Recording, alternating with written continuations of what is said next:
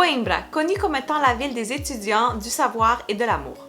C'était la capitale du pays avant que Lisbonne prenne sa place.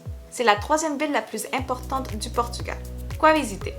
L'université de Coimbra est l'une des plus anciennes universités du monde et la première université du pays.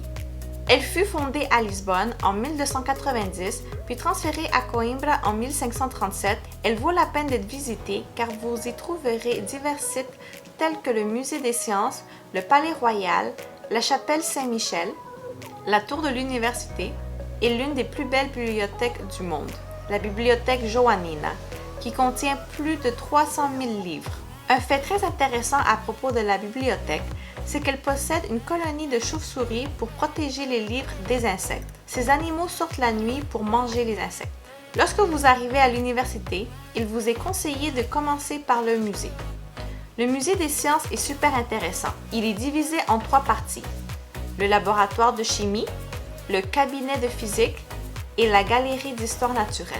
Ensuite, dirigez-vous à Paço das Escolas pour voir les autres sites et avoir une belle vue sur la ville et la rivière Mondengo. Pour finaliser la visite, vous avez aussi accès au jardin botanique à partir de l'université. Pour se rendre à l'université, je vous conseille de prendre le chemin où se trouve l'arc de l'Almedina. L'arc remonte au temps des Arabes. Sur cette même route, vous y trouverez l'ancienne cathédrale, construite sur une mosquée, comme la plupart des églises dans la péninsule ibérique. Un autre endroit que vous pouvez visiter, c'est le monastère de Santa Cruz. Collé à l'église se trouve le café Santa Cruz, un endroit très populaire. C'est une ancienne paroisse et ils ont conservé l'intérieur.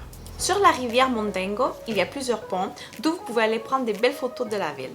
En traversant le pont Santa Clara se trouve le jardin da Quinta das Lágrimas, où est située la fontaine de l'amour, un des endroits les plus romantiques du Portugal.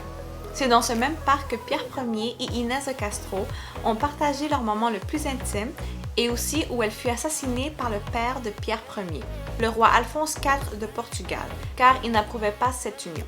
La légende dit que quand le roi Alphonse IV du Portugal est décédé et que Pierre Ier fut proclamé roi, il a décidé de déterrer Inès, de l'habiller, de la couronner et de la mettre sur le fauteuil de la reine et il a demandé au peuple de donner un baiser sur sa main. Porto est la deuxième ville la plus importante du pays et elle est reconnue mondialement pour ses vins.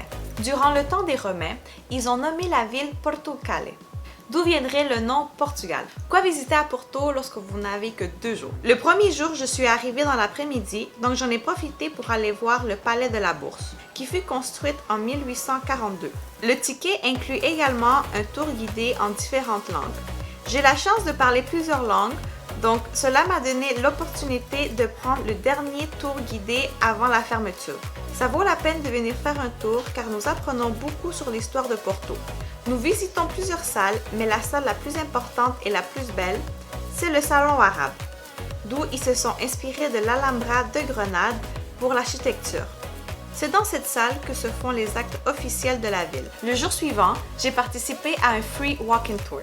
Vous faites un tour de la ville en marchant avec un guide et vous donnez une contribution volontaire à la fin. Ils sont très communs en Europe. Nous avons visité la place des Lions où nous pouvons retrouver l'église de Carmo et la librairie Lelo, considérée comme une des plus belles au monde et où l'écrivaine J.K. Rowling s'est inspirée pour ses livres de Harry Potter. Les tours de Clérigos,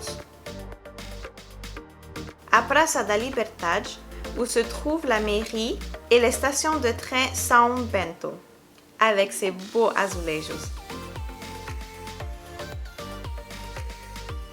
Le Théâtre national São João, le pont Louis Ier, qui a été construit par un élève d'Eiffel. Eiffel, c'est la personne qui a construit la tour Eiffel à Paris. Vous avez aussi une très belle vue de la rivière Douro et de la ville de Nova de Gaia, où vous pouvez aller faire un tour dans les compagnies de vin. Ensuite, nous sommes allés voir la cathédrale de Porto, passer par le quartier le plus ancien de la ville et nous avons fini à la Ribeira.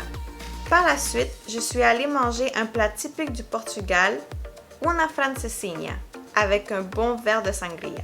C'est un sandwich qui comporte des saucisses, du jambon, de la viande de bœuf, une sauce et un œuf par-dessus. Si vous avez des problèmes de cholestérol, je vous recommande pas. Pour digérer notre gros repas calorique, nous avons marché le long de la rivière jusqu'au jardin du Palacio de Cristal. Ma prochaine vidéo est la dernière sur le Portugal. Je vais parler du centre du pays, de la ville de Sintra et de Lisbonne, une de mes villes préférées au monde. Si vous avez aimé ma vidéo, n'oubliez pas de cliquer sur like, de partager et de vous abonner à ma chaîne. Merci!